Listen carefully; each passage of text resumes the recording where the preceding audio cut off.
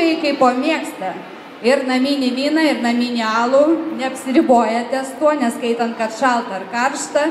Prie jo mes turim šiandien labai pasiūlyti gerą patiekalą. Tai būtų elementarūs suktinukai su įvairiais įdarais. Manau, kad nereikia didelio mokslo pagaminti tuos suktinukus, tai pasiruošimo ar kažko. Galbūt ne tiek moteris, bet ir vyrai sugebėtų pagaminti tokį patiekalą. Pradžiai aš manau, kad mūsų šefė parodys, kaip tai galima padaryti, o drąsuolius noriu pakviesti prisijungti. Gal yra norinčių, kas norėtų gaminti kartu su ją.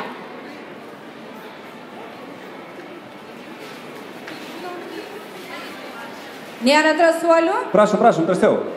Va, merginos. Ir kas įdomiausia, vien merginos drąsiausios būna prie lentelės. Na ir dar vieną kokį vaikiną paims. Kas iš vaikinų? Jaunuolių. Ne? Atmuštos rankos nuo peilių, taip? Ne, pas mus merginos visada drąsiausias. Be abejo, merginos drąsiausias. Bet geriausi kulinarai kas yra? Vyrai. Ačiū. Taigi, pabandykim, kas iš vyriškų rankų norėtų. Ateik, va. O sakėt, vien merginos drąsiausias. Va, šaunuolis, jaunuolis. Stok prie, kaip sakant, lentelės. O dabar esmė tame yra, kad šefė vadovaus visam darbui. Mes naudosim šiam patiekalui šoninės gabalėlius. Tai gali būti karšto rūkymo šoninė, gali būti šalto rūkymo šoninė. Mes ją susukam su įvairiais įdarais. Įdarai tai būtų alyvuogės, karnišonai, kepta vištiena, džiovintos slyvos. Galim naudoti ir sūrį, ir fantaziją, jungti viską, ką mes turim savo šaldytuve. Susukę suktinuką, persmeigiame dantų krapštuku ir apskrūdinsime jį įkaitintose riebaluose. Toks užkandis tiks ne tik karštas, bet ir šaltas. Ir aš manau, kad žmogus prie vyno ir prie alaus tikrai ras ar tas variantas, bet koks tikrai tiks.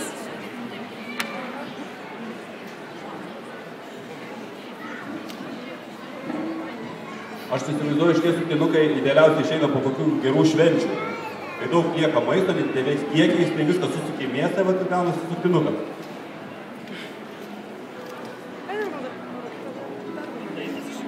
Aišku, galima jungti fantaziją, prifantazuoti, pridėti visokių variantų. Tuo pačiu pas mus jau yra gatavai paruošti suktinukai. Ir yra paruoštos kiaulienos spurgos vadinamos. Čia yra mūsų patiekalas, bet spurgos irgi yra įdarytos tam tikrais įdarais. Aš manau, norinčių tikrai atsiras, ateikit paragauti, vertinti, padegustuoti. Prie stalo iš tos pusės. Prašom visus norinčius.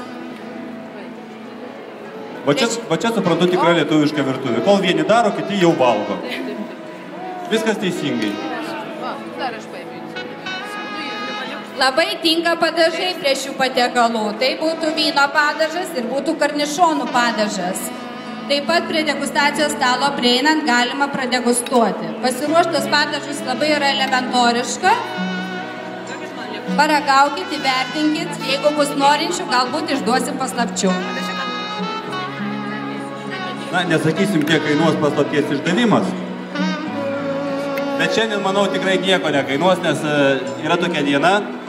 Tai yra tokia mūgė, prieskonių mūgė, paragauk pasaulio, kada galite visko klausti drąsiai.